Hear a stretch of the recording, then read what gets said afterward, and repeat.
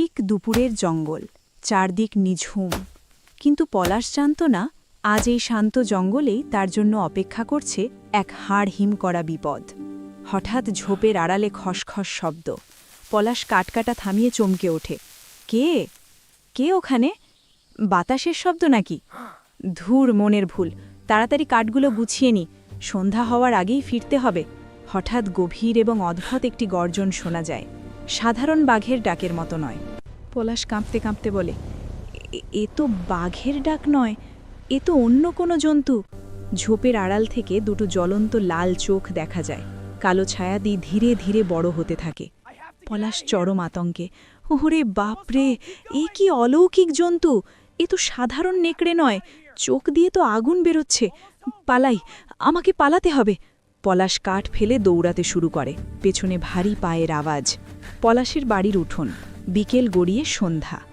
পলাশ দৌড়ে এসে দরজায় ধাক্কা দিতে থাকে, সে প্রচণ্ড হাঁপাচ্ছে। চম্পা, চম্পা, দরজা দাও, জলদি দরজা দাও। চম্পা ভেতর থেকে দরজা খুলে বেরিয়ে আসে। পলাশের বিধ্বস্ত অবস্থা দেখে সে অবাক হয়। ওগো, এ কি অবস্থা তোমার?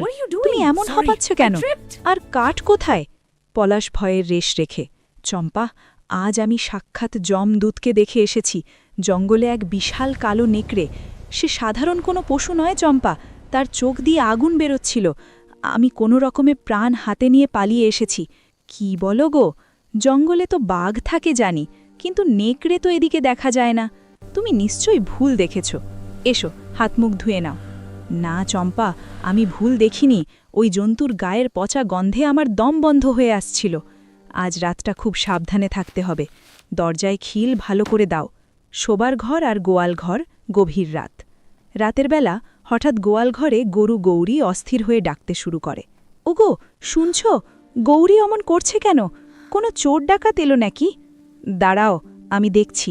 লণ্ঠনটা দাও। পলাশ লণ্ঠন হাতে গোয়াল ঘরের দিকে যায়। কিরে গৌরী, কি হয়েছে তোর মা? এমন করছিস কেন? শান্ত হ। হঠাৎ অন্ধকারে আবার সেই দুটো লাল চোখ জ্বলে ওঠে। পলাশ জমে যায়। না না, ওটা আবার এসেছে। আমার পিছু পিছু ও বাড়ি পর্যন্ত চলে এসেছে।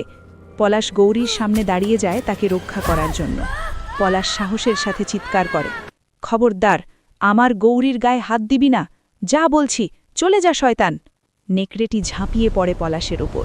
চম্পা দূর থেকে চিৎকার করে, পলাশ, ঘরে এসো, জলদি ঘরে এসো। পলাশের মরণাপন্ন চিৎকার, আহ, বাঁচাও চম্পা, বাঁচাও, আমাকে টেনে নিয়ে যাচ্ছে, পা ছেড়ে দে।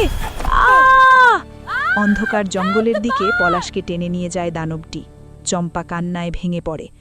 ওগো, না না, কেউ বাঁচান, আমার স্বামীকে রাক্ষসটা নিয়ে গেল। ওগো।